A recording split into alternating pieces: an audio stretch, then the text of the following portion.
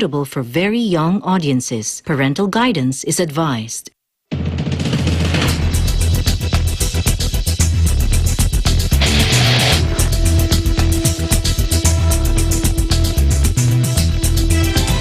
We're working to connect a region of over 600 million bridges between our lands.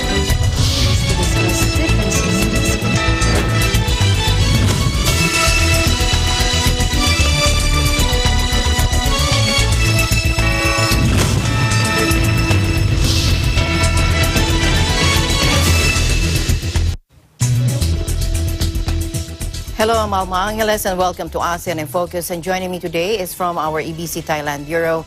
Hello, Esther. Hi, I'm Esther Odanga from EBC Thailand Bureau, giving you the latest news in the dynamic ASEAN region. On today's headlines. To give us an update, a fresh update on the situation in Dubai, we are going to be joined by Philippine Consulate General in Dubai, the Honorable Mr. Paul Raymond Cortez. Britain slapped further sanctions on Myanmar's generals on Thursday for overseeing human rights violations since toppling civilian leader Aung San Suu Kyi as clashes broke out between pro-junta supporters and anti-coup residents.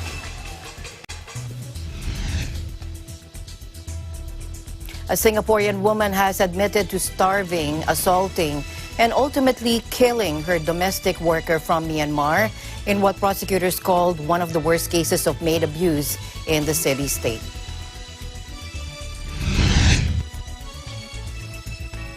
Indonesian rescuers hunted for survivors Thursday after an illegal gold mine collapsed, killing at least 3 people, with more believed to be buried under the rubble.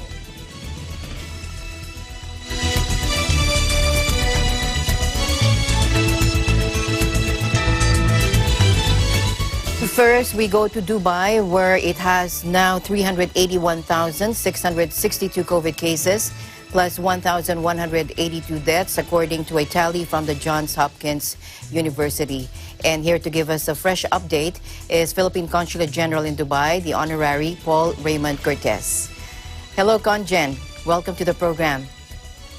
Magandang umaga rin uli sa inyo, Alma, and thank you again for inviting me over to join this wonderful program. Salamat, Conjen. Please give us a situation or ano po ang nangyayari ngayon dyan sa Dubai. Medyo marami po ang cases, ano po? Yes, marami ang cases, but the country is very gung-ho sa kanilang vaccination program. As of yesterday, 25th of February, about 5.8 million in a population of 10 million already have received their doses. So that's over 50%, almost 60% even. Pinapaigting din nila yung kanilang testing program. So talagang dali-dali din ang kanilang testing, and they're very, as I said, very aggressive as far as the vaccination is concerned, primarily because they don't want to go back to that lockdown that they had last year, that the whole world had last year. And alam naman natin, and because Dubai is such a tourism economy-based, how to put it, a tourism-based economy, I should say, talagang ayaw na nilang magkaroon pa ng lockdown in the same way as it happened last year and bog down the whole economy for that matter. That's why they're very aggressive as far as vaccination is concerned. That's true. You mentioned lockdowns and we don't want to go back there, but what anti-COVID measures are in place right now? Nabago po ba? Yes, for this month, nung January kasi nagkaroon ng konting spike just before the rollout of the mass vaccination program.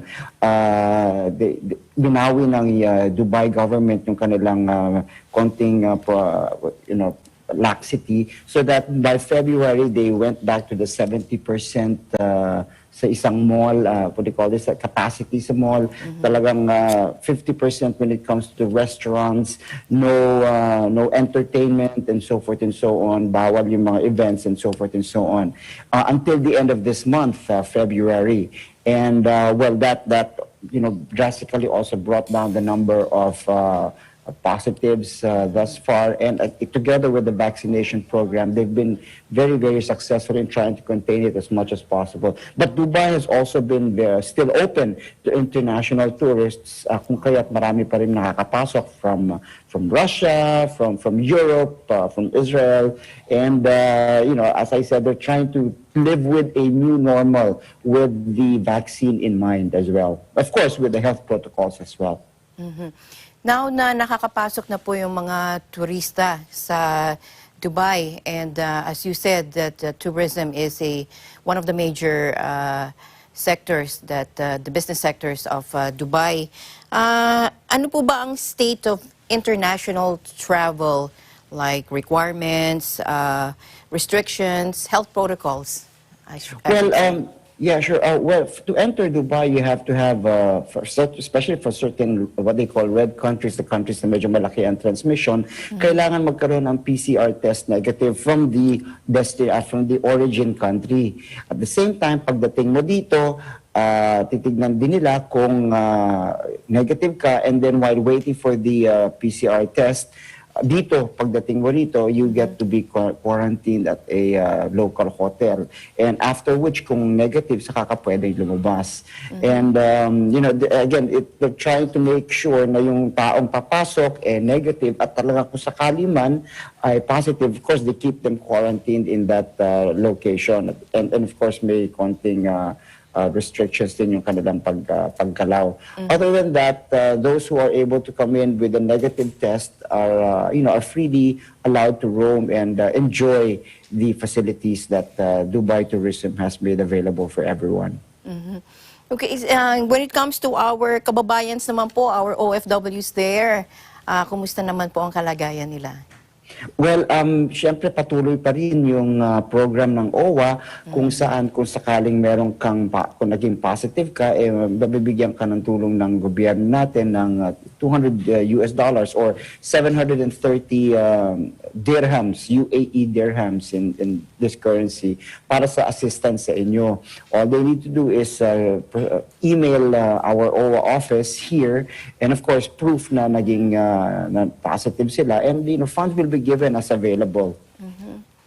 Repatriation, has there been any lately? Yes, well, the last repatriation we had was at the end of the year 2020, December 31st, kung saan over 200 yung mga nakauwi sa mga kababayan natin. But as it is so far, yung mga kababayan natin, and since Dubai is open to international tourists, at yung ang ekonomiya nga medyo umaakyat din ng konti, naging medyo kampante ang ating mga kababayan to stay here and wait until the economic situation gets much, much better. Marami rin would rather stay here and take their chances here rather than go back home muna. Which is why medyo kumukonti yung mga humihingi ng repatriation assistance, although we are planning to come up with another one possibly next month, March. Yung mga OFWs po ba natin, do they have different health protocols when coming into Dubai than the international tourists? No, pareho din. Of course, we did a PCR test pagdating sa Pilipinas. Pag galing sa Pilipinas, dapat may PCR test na doon. Pagdating din dito, tinetesting din yung mga kababayan natin. And very, very little naman ang, nagiging negative, nagiging positive pag dumarating dito.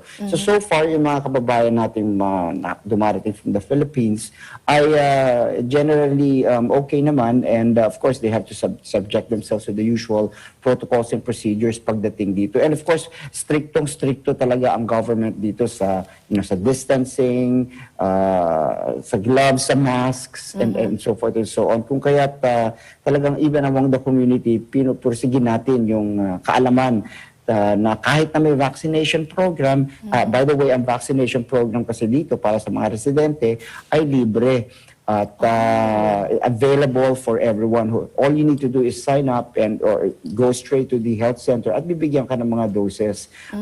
One dose every 3 weeks or 4 weeks depending on the vaccines. Tapos ang vaccine nila dito, there are 4 kinds. The first one that they distributed was Sinopharm. Pangalawa is yung Pfizer and Biotech. Tapos may AstraZeneca din sila at yung Russian Sputnik Gamaleya. Yes. So lahat yan available sa mga residente dito of their own choice. Oh, so they can choose their own vaccine. Depende lang po sa kanila. Opo. Have you had your vaccine, Yes, sir? tapos na ho ako. Tapos na Tapos ako. na po. I had mine on January 19 and I had the second dose on February 9. Kami ng family namin. And talagang pumila kami because of course we wanted to be responsible. And knowing that pag kami vaccine na, of course hindi ibig sabihin pag may vaccine na, you go around your merry way without the mask and all that. True. Importante pa rin to be very responsible and making sure na hindi ka you keep in mind the well-being also of others. That's true. Sir, can I just ask your experience? What did you feel after the vaccine? Medyo, parang masakit na ng konti yung braso. But other than that, wala naman ako naramdamang fever o kaya paghihilo o kaya ano. There was just a little slight discomfort sa aking braso. And at the same time, parang nagkaroon ako ng konting stomach issues. But after the evening, wala na. I went about my day and okay naman. And then so far, knock on wood, it's been okay thus far. And your family, sir? Kumusta po sila? As well, all my two boys, my two older boys and my wife, and of course yung kasama rin namin sa bahay, lahat kami nagpa-vaccine na. Yung bunso namin hindi pa kasi below 16 and yung mga below 16 together with nursing mothers, yung mga may chronic diseases, sila yung mga hindi necessary mag-vaccine o hindi pinapayagan mag-vaccine. Sir, medyo lilikulaw ng konti. I saw a post of you singing sa iyong post sa Facebook, and that was really brilliant. That was for my wife's anniversary namin. Conjen, if you were to sing a song for our kababayans to give hope to them, ano ang kakantahin nyo, and can we hear a sample po? I have no idea. I haven't prepared for this one. Ano bang favorite song mo, Alma? Something to give hope to our kababayans po. Kayo po.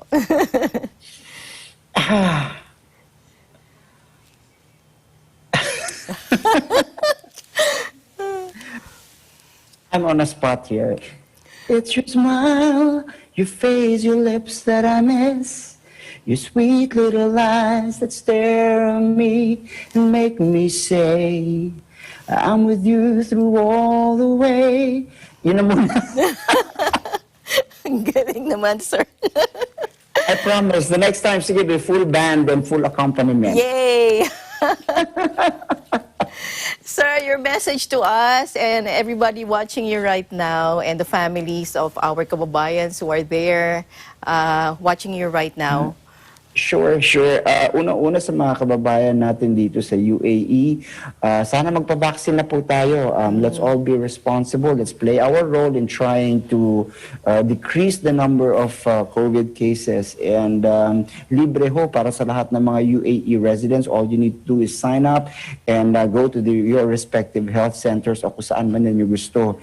Para naman sa ating mga kababayan na wala pang vaccine, hinay-hinay lang po tayo. Let's just wait for our own host governments naman to tell us of our schedule. In the meantime, even for those na nagka-vaccine, please don't be lax. Don't say na porket may vaccine na tayo, magkakaroon na tayo ng liberty to just go around without a mask or not following health and safety standards and protocols. So keep in mind, this is still a virus na ongoing, and let's do our part in trying to make humanity win over this virus and this pandemic. Thank you very much, Conjen, for your time always, and thank you for that song clip. To give us Thank hope. you very much, Alma. Thank you so much. And to our Filipino brothers and sisters and kababayans over there, we wish you all safety and continued health. Maraming salamat po for all your Thank sacrifice you. and taking care of our kababayans there. Thank you very much, sir. Thank you very much. Shukran. Philippine Consul General in Dubai, the Honorary Mr. Paul Raymond Cortez. And we'll be back right after this short break.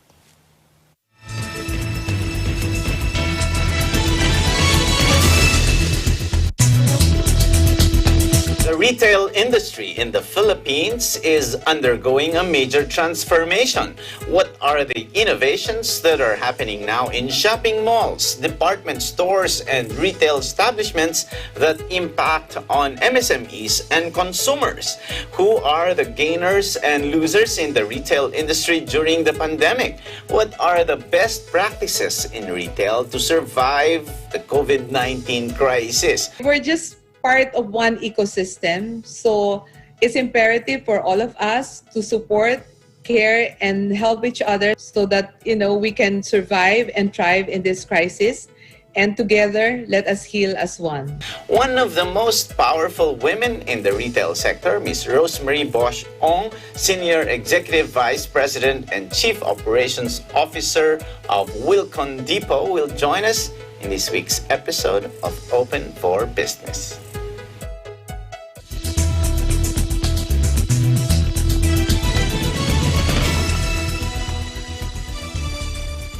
Welcome back to ASEAN in Focus.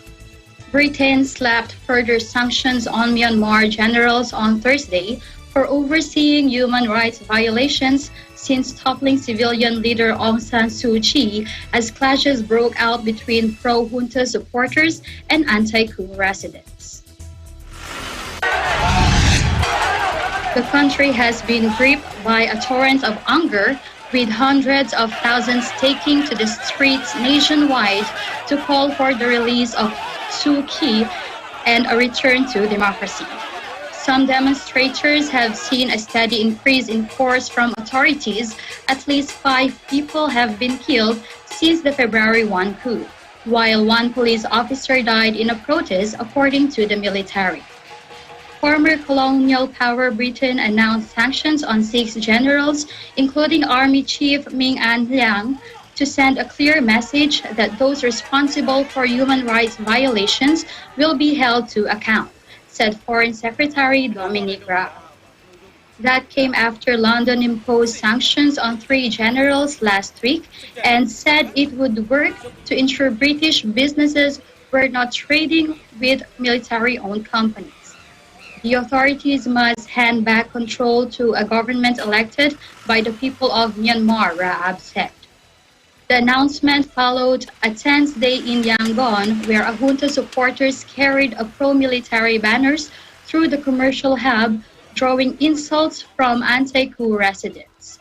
By noon, clashes broke out near Yangon Central Station's railway compound, with military supporters carrying pipes, knives, and slingshots, turning against residents, witnesses said.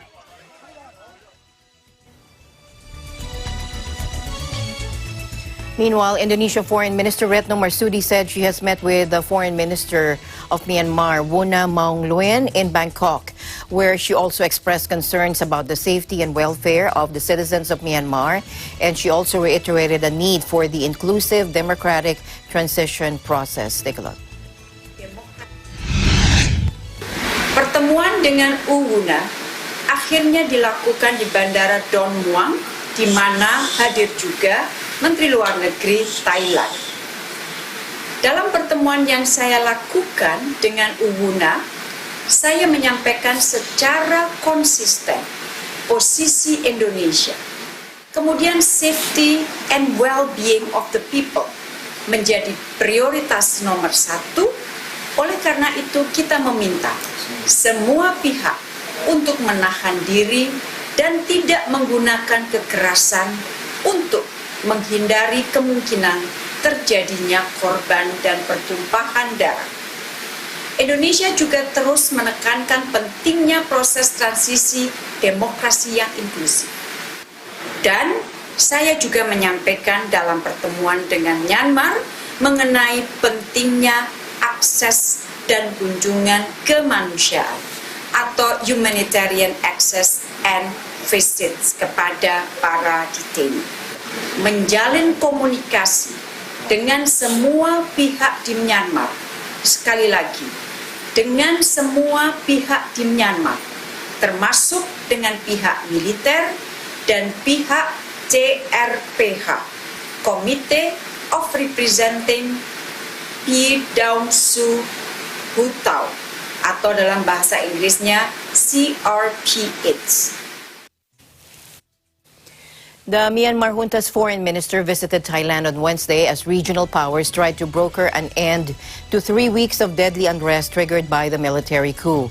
Foreign Minister Wang Mongwen held talks with his counterparts from Thailand and Indonesia in what was the first known face-to-face meeting between a senior junta member and foreign government officials. Now, earlier Wednesday, the Indonesian embassy in Myanmar's commercial hub, Yangon, also saw hundreds of protesters gather for the second consecutive day.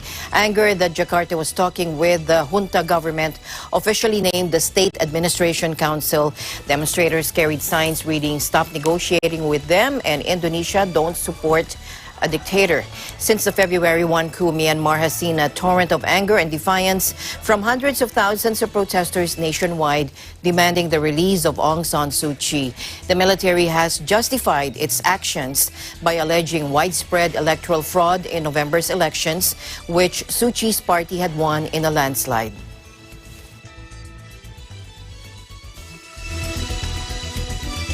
Meanwhile, Cambodia and the Philippines further strengthen TVET relations. Here's Crystal and Ballesteros from EBC Cambodia Bureau to give us more updates. Hi, Crystal. Hi, Esther. Good afternoon, and to all our online viewers around the world.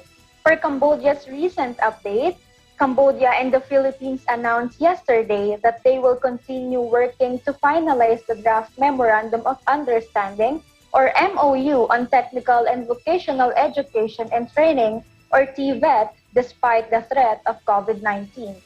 The commitment came after a meeting between Minister of Labor It Samheng and Ambassador of the Philippines to Cambodia, Maria Amelita C. Aquino, held at the ministry yesterday.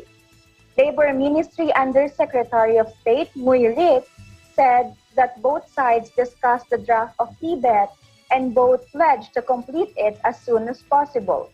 He said that even though COVID-19 continues, both sides will push this work for technical teams to work together online in order to sign the MOU as soon as possible. He added that the aim of the draft is to provide knowledge and skills as well as share experience and professional skills, especially for migrant workers who need to integrate in the country and learn new skills for local job opportunities. According to the ministry, the two countries have a lot of work to do together, and the two governments are focusing on supporting and helping each other protect their citizens as well as migrant workers. It said that Philippines is a highly experienced country and it has many embassies throughout the world, as well as an Office of Migrant Workers Protection in almost every country in the world. There are also many Filipinos working abroad who can share a lot of knowledge and experience as well as provide support to Cambodian migrant workers. And I quote, "Both sides have agreed to help each other when Filipinos or Cambodians in other countries do not have an embassy." End of quote. Ambassador Aquino expressed her appreciation for the Cambodian government in the meeting for providing good protection and supporting the nearly 5,000 Filipinos who stay and work in Cambodia, where they enjoy the same protections and benefits as Cambodian workers. She said that recently, around 800 Filipinos received support from the Cambodian government to return home safely due to COVID-19 pandemic. On Tuesday, she had a meeting with the Minister of Foreign Affairs, Prak Sokhonn. According to a ministry statement, both sides agreed to speed up the bilateral negotiations toward the completion of the agreement on avoidance of double taxation in order to increase their two-way trade and investment. The minister asked Aquino to encourage more investors to invest in rice mills for export to the Philippines and told her of the preparation for the third Cambodia-Philippines Joint Commission for Bilateral Cooperation Meeting or JCBC, as well as the direct flight consumption between the two countries after the COVID-19 pandemic eases to boost their tourism and investment sectors. Back to you, Esther. Thank you, Crystal, for all your updates. Stay safe and stay healthy. You too, Esther, reporting live here in Phnom Penh, Cambodia. I am Crystal Ann Ballesteros. Be safe and always live in interesting times. Meanwhile, hundreds protested in front of the Indonesian embassy in Myanmar's Yangon to call on Jakarta not to support Myanmar's military. After it seized power, media reports emerged earlier that Indonesia is calling for the ASEAN to send people to monitor elections promised by the junta. Let's listen in.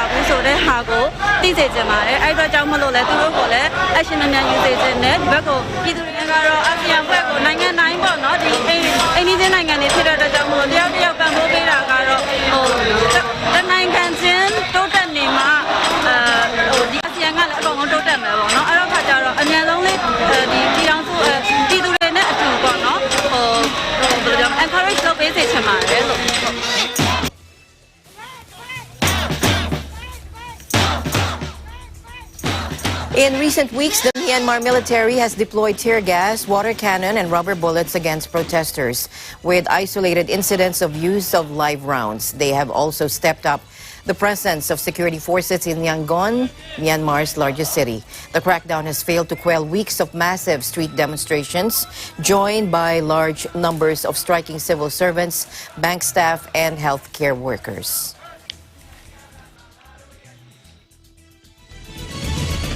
In other news, the Department of Foreign Affairs, through its Philippine Embassy in Yangon, Myanmar, and its Office of the Undersecretary for Migrant Workers Affairs, facilitated its 14th Coronavirus Disease 2019 or COVID-19 relief flight from Myanmar on Wednesday, bringing home 55 overseas Filipinos. The repatriates were flown home by a Myanmar National Airlines flight arranged since January 15 with the cooperation of Myanmar authorities, and the flight arrived at Ninoy Aquino International Airport or NAIA at 1:25 p.m. Most overseas Filipinos who joined the flight were self-paying passengers, while 2 repatriates were directly assisted by the Philippine government by shouldering their overstaying fees and tickets. The TFA, through its network of 94 Philippine embassies and consulate generals across the globe, is always ready to assist our overseas Filipinos who wish to return to the Philippines due to the ongoing COVID-19 restrictions in their host countries. Foreign Affairs Secretary Teodoro L. Locsin Jr. said in a statement. The Philippine government has consistently arranged flights for its citizens abroad, especially those whose travel plans have been affected by travel restrictions brought about by the COVID-19 pandemic.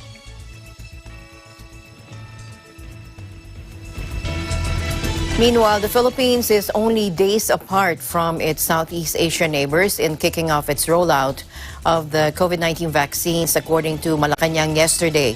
Presidential spokesperson Harry Roque insisted that the Philippines is not the last Southeast Asian nation to receive the vaccine supply, since the country is only a few days behind its neighbors. Take a look. Nandito po tayo sa Pamplona. Umpisahan natin sa isang magandang balita. 3 tulog na lang po, parating na po ang bakuna. Inaasahan na darating sa araw ng linggo, itong linggong po ito ang Sinovac. Kaya po excited na tayong lahat. inaasahan po at least ang pinaplano natin ay sasalubungin po ng mga opisyal ang pagdating ng mga bakuna. Maraming salamat po muli sa Sinovac at sa China dahil sa parating na paunang bakuna para sa mga Pilipino. Handa na po ang ating mga ospital, kasama na rito ang Philippine General Hospital. Ang tanong, papayag ba ang mga frontliners natin, medical frontliners, gaya ng mga medical frontliners sa Philippine General Hospital na magpaturok ng Sinovac? Binanggit din po ng ating presidente na 10 bansa lamang sa buong mundo ang nakakuha ng paunang supplies ng COVID vaccine, lalo na po yung mga galing sa mga Western pharmaceuticals. At habang wala pang dumarating na bakuna sa bansa ay muli niyang pinaalalahan ng lahat na sundin ng health protocols gaya po ng mask, hugas at iwas. Sinabi naman po ng ating vaccine czar, Secretary Carlito Galvez, na walang dapat itatakot ang mga Pilipino sa bakunang Sinovac. Sa katunayan, marami na po mga world leaders ay nagpabakuna na gamit ang Chinese vaccine na Sinovac. Ilan po sa kanila ay yung Turkish President na si Tayyip Erdogan, Chief Executive ng Hong Kong na si Carrie Lam, at yung Presidente ng Indonesia na si Joko Widodo. Madadagdag pa po, nagsabi rin kahapon ang punong ministro ng Thailand, Prayut Chan-o-cha, na siya ang unang magpapaturok ng Sinovac sa kanilang bansa. At kung hindi po ako nagkakamali, nangyari na nga po ito. Ulitin ko po, ginawa ng pamahalaan ng Pilipinas ang lahat para una sanang dumating ang mga Western brands kasama na ang pagpasa ng batas tungkol sa indemnity na hinihingi ng ilang mga Western pharmaceuticals. Pero sa ngayon po, ang darating sa araw ng linggo ay ang Sinovac. Ligtas po ito at epektibo. Ulitin ko po, kaya po 50% lang ang kanyang efficacy rate.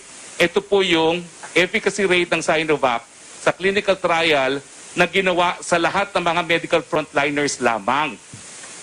Sinovac lang naman po ang naggawa ng clinical trial na gaya nito, Pero nung ito po ay tinest sa mga ordinaryong mga mamamayan, naging 51% po ang kanyang efficacy sa lugar gaya ng Turkey at saka ng Indonesia. Ang sabi po ng FDA natin, not recommended. Hindi naman po ipinagbabawal na ibigay sa mga medical frontliners.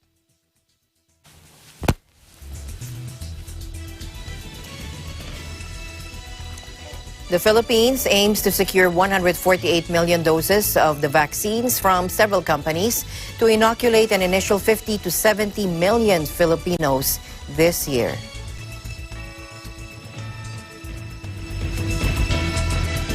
Meanwhile, top officials of the Philippine National Police or PNP and the Philippine Drug Enforcement Agency or PDEA on Thursday vowed a full-blown investigation on the alleged misencounter between their operatives near a mall along Commonwealth Avenue in Quezon City.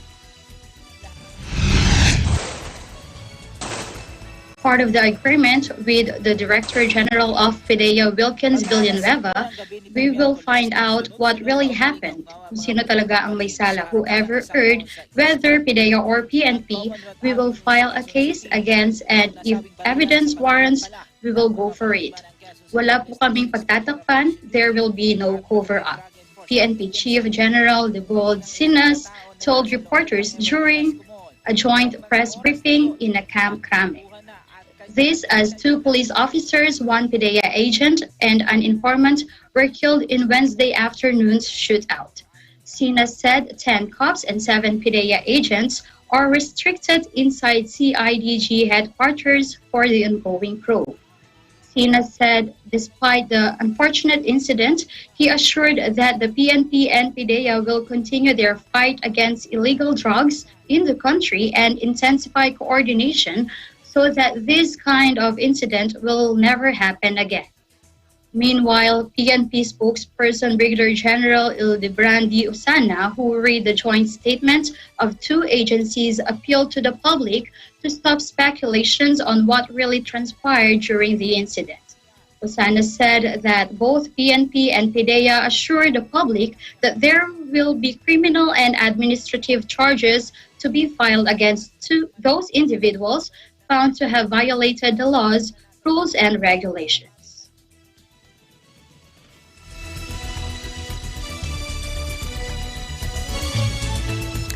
In an exclusive interview on Balitakayan this morning, Representative Robert Ace Barber said the shootout between the operatives of the Philippine National Police and the Philippine Drug Enforcement Agency, or PDEA, could have been prevented if there was proper coordination. He also said the incident should now be investigated. Let's listen in. Are sketchy. Hindi namin maintindihan, no? Marami nagsabi na by-bust operation daw, na walang coordination. Yung isang anggulo naman, sinasabi cell-bust daw, na alam naman natin hindi pwede. So maraming mga gumawa tayong batas para ma-avoid itong mga ganitong klase mga pangyayari. Dahil tawa-tawa, dalawang ahensya ng gobyerno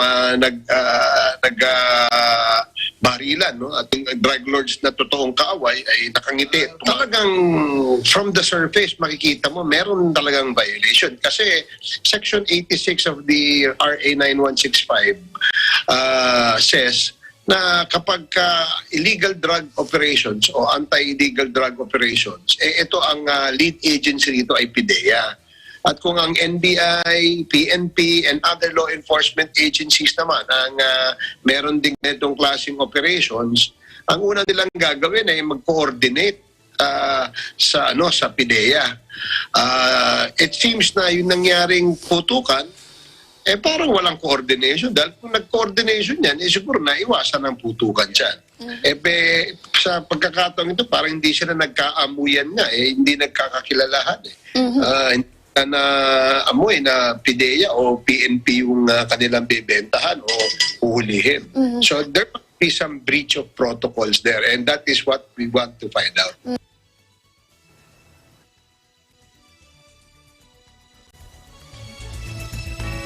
Don't go away. ASEAN in Focus. We'll be right back.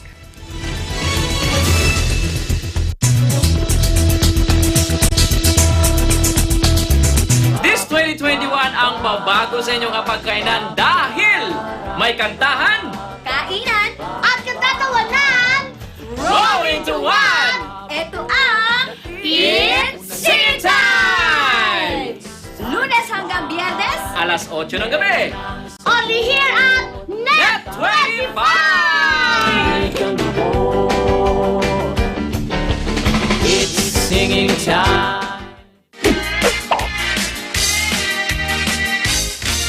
Breaking news ngayon, ilang hindi pa nakikilalang kalalakihan ang sospek sa isang nakawang naganap.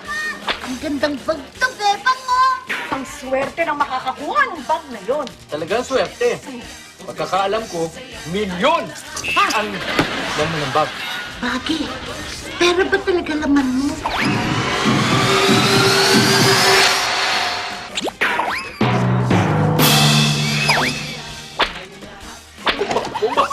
Simula pa lang yan, Kapitan. Hindi ako titigil hanggat hindi ako nakaganti sa mga ginawa mo. Hindi rin ako natatakot sa'yo. Para sa Barangay Agila! Tumalong, sumigaw, kumanta, sumayaw, tayong lahat. Kasi saya-saya.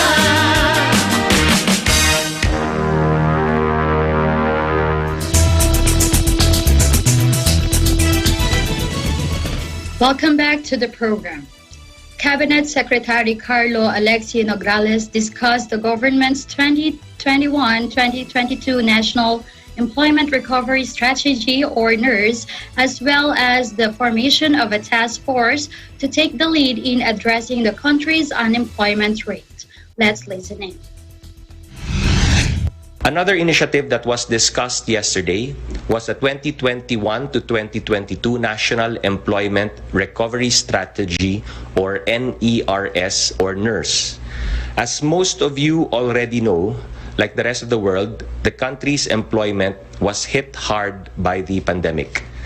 Unemployment peaked last April at 17.6%, or an equivalent of 7.2 million Filipinos.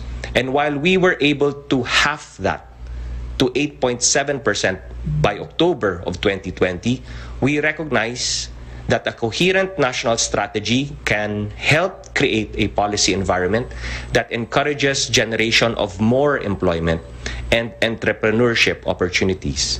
It will improve employability and productivity of our workers, and it will provide support to existing and emerging businesses. This is where the NERS or NERS comes in. The strategic framework of the NERS is based on the following pillars. Pillar number 1, stimulating the economy and employment. Pillar number 2, supporting enterprises, jobs, and income. Pillar number 3, protecting workers in the workplace. And pillar number 4, trusting social dialogue to encourage innovative solutions. To help move the NERS along, a NERS task force has been formed, co-chaired by the Department of Labor and Employment, and chaired by the Department of Trade and Industry, and co-chaired as well by the Technical Education and Skills Development Authority.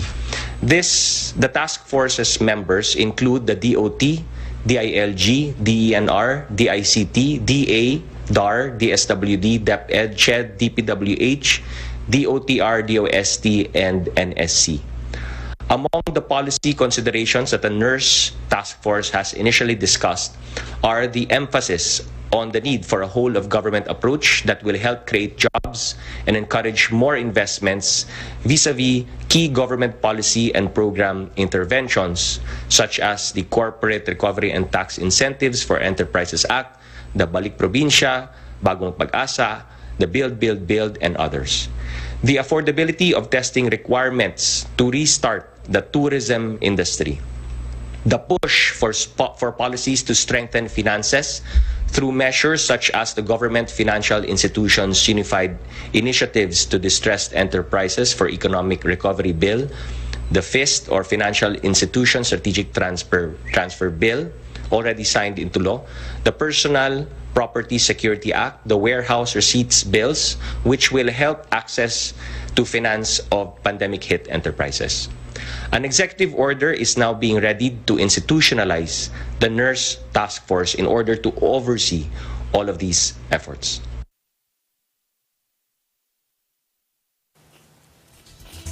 Meanwhile, a first batch of 200,000 doses of China's Sinovac vaccines arrived in Thailand, with frontline health workers aimed to be the first group to receive the inoculation.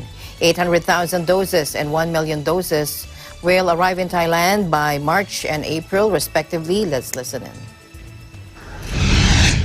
วัคซีนว่าเราจะมีจำกัดอยู่แล้วก็มีจัดหาเพิ่มเติมให้มันเพียงพอที่จะสร้างภูมิคุ้มกันหมู่ให้กับคนในประเทศของเราได้นะครับการขนส่งวัคซีนจีน 200,000 โดสมาถึงสุวรรณภูมิวันนี้สะท้อนให้เห็นว่าฝ่ายจีนได้ปฏิบัติอย่างจริงจังต่อคำมั่นสัญญาของประธานาธิบดีสีจิ้งผิงที่บอกว่าวัคซีนจีนต้องเป็นสินค้าสาธารณะทั่วโลก The government's vaccine plan has come under heavy scrutinization by the anti-government protesters after it was revealed that Siam Bioscience, a company owned by the Crown Property Bureau, will be the sole manufacturer of the Oxford AstraZeneca vaccines in the country, a deal which is seen as a way for the monarchy to regain their falling popularity. The Prime Minister also said Thailand will start vaccinating priority groups, including health workers, against COVID-19 by the end of this week. Now, the Premier also said that 26 million doses of vaccines on order from AstraZeneca will be ready around May to June. Thailand has also reserved a further 35 million doses from AstraZeneca.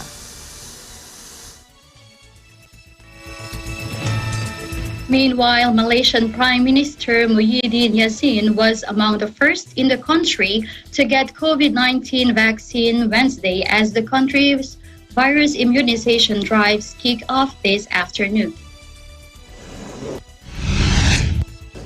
The Southeast Asian nation is aiming to vaccinate at least 80% of its 32 million people, with the program covering 3 phases starting this month before ending in February next year.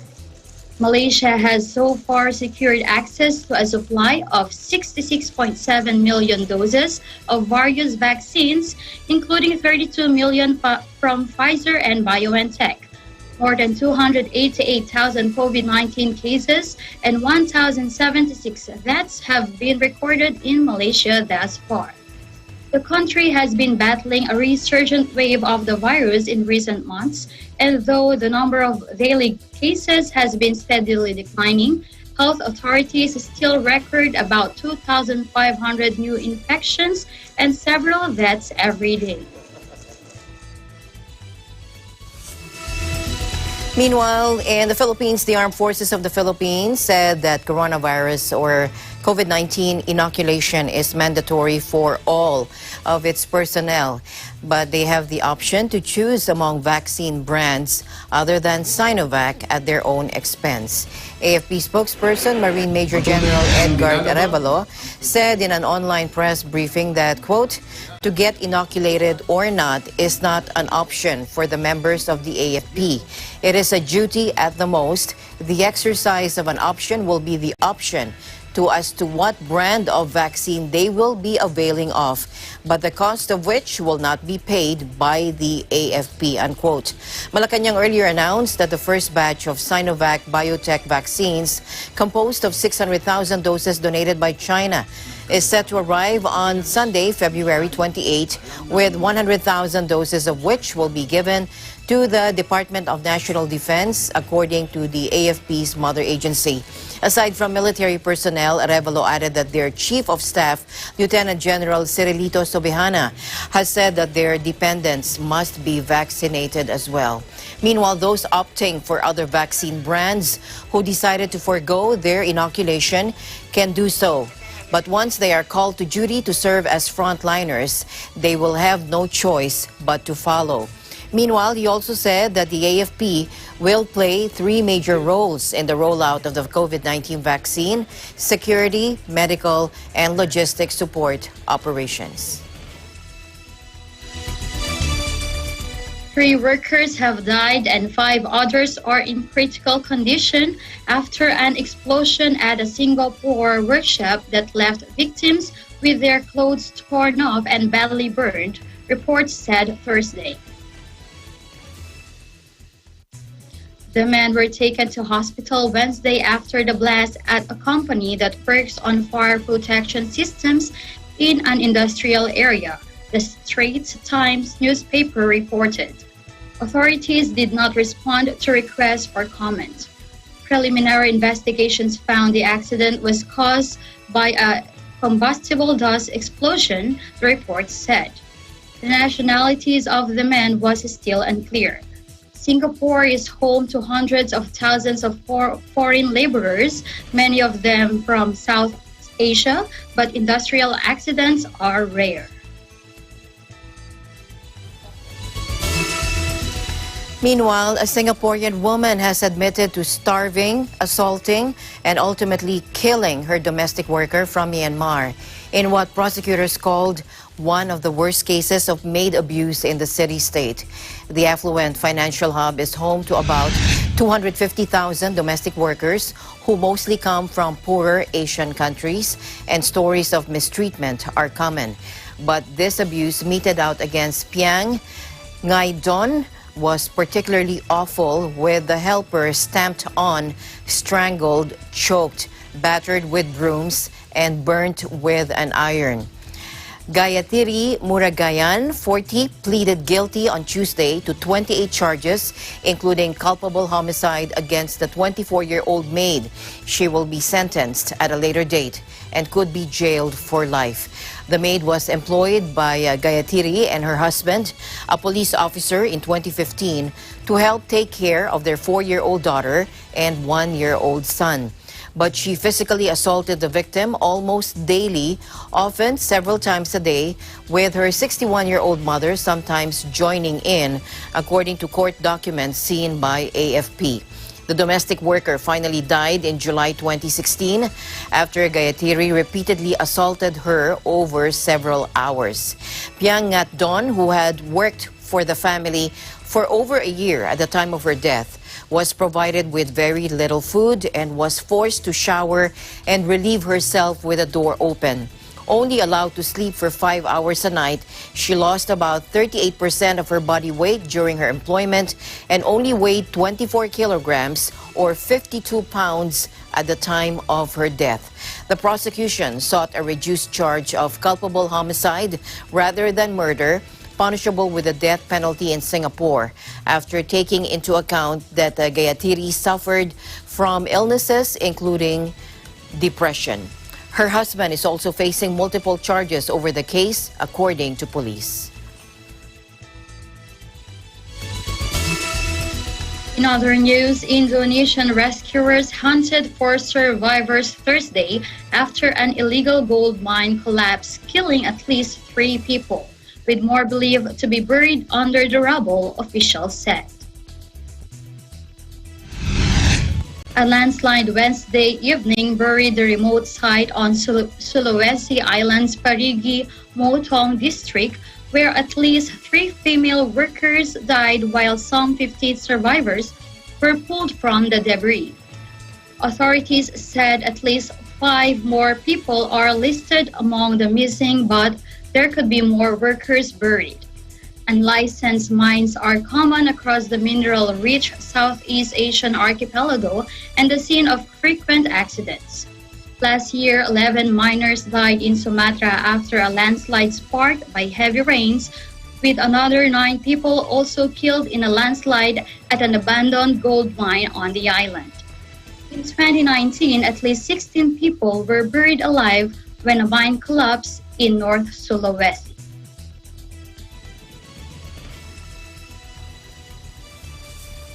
Esther and I will be back right after this short break.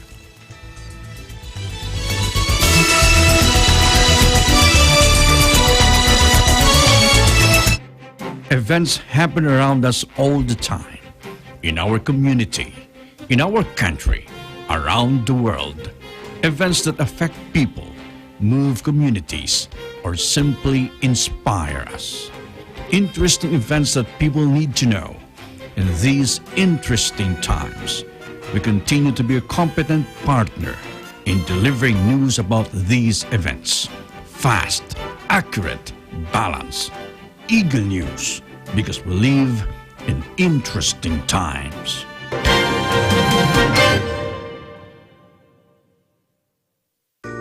Kung ika'y magiging akin, di ka na muling luluha pa. Pangakong di ka lolokohin ng puso kong nagmamahal. Hi, ito po si City. Abangan niyo po ako ngayong linggo sa Himig ng Lahi. Alas 8 ng gabi dito lang sa Net 25. Mahal na rin, pangakong ikaw lang ang iibigin magpakailanman.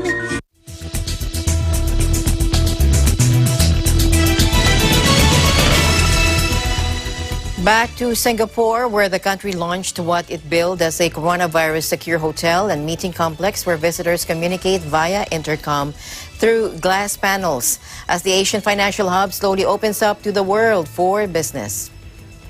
Short-stay business travelers to Singapore will be able to avoid the official 14-day quarantine rule if they stay at Connect at Changi, a purpose-built facility near Changi Airport.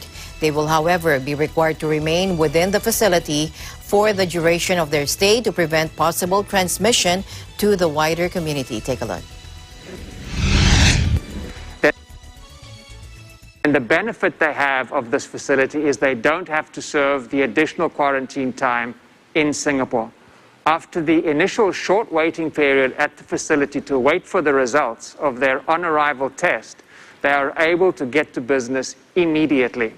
So there is, in that respect, a significant saving in time on their respect. Keith has already pointed out that what was very self-evident to us, the economy was hurting, the aviation industry was hurting, the food and beverage and hospitality industry was hurting. We needed to find a way to kickstart the economy. But to come here for the meetings, you have to adhere to the requirements, which is you cannot leave the facility on your own once you've entered. And this is down to things like the doors are one-way. So if you come from the land side, the doors are two-way. You come from the air side, once you enter the facility, you cannot leave until someone lets you out. You have to stay within the facility. Arrival at the airport, guests will be bubble wrapped, meaning they are tested and then ferried directly to this facility. The complex will initially have 150 guest rooms, which will later be expanded to 660, each with a shelf outside where staff can leave meals without coming into contact with guests. A red light stays illuminated outside their room until their test comes back negative, and then they can go about their business within the complex. They are tested regularly during their stay and prior to departure. Initially, the center will have 40 meeting rooms where the visiting executives are separated from those they are meeting by glass panels and communicate via intercom to cut transmission risks. This will later be expanded to 170 meeting rooms where business people can meet executives who are based locally or have flown in from other countries. A Singapore-based medical technology firm has already booked to use the facility for up to 30 of its senior executives. Finally, in our news, 10 orangutans have been airlifted back to their natural habitat on Indonesia's Borneo Island in the first release of the apes into the wild for a year due to the dangerous coronavirus infection. A group of 10 apes shuttled inside transport cages encased in netting took to the air this month to avoid days-long land and sea routes that could expose them to coronavirus. Let's watch this.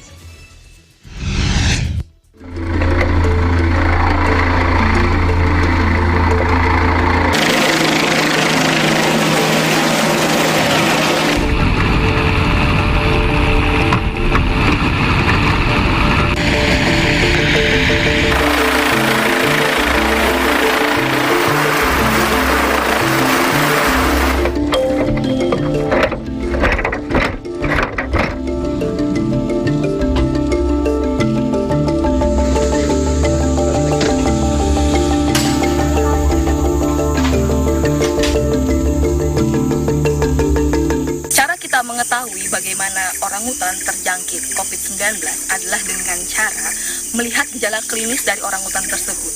Apabila orangutan menunjukkan gejala pernapasan, bisa jadi dia terinfeksi dari COVID-19.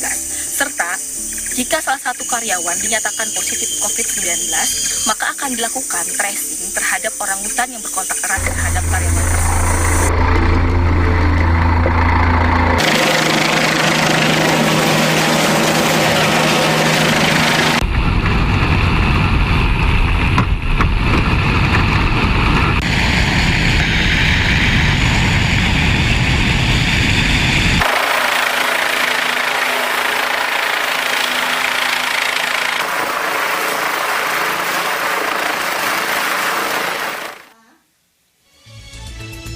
Thank you, Esther, for joining me today. You have a great weekend. Have a safe weekend.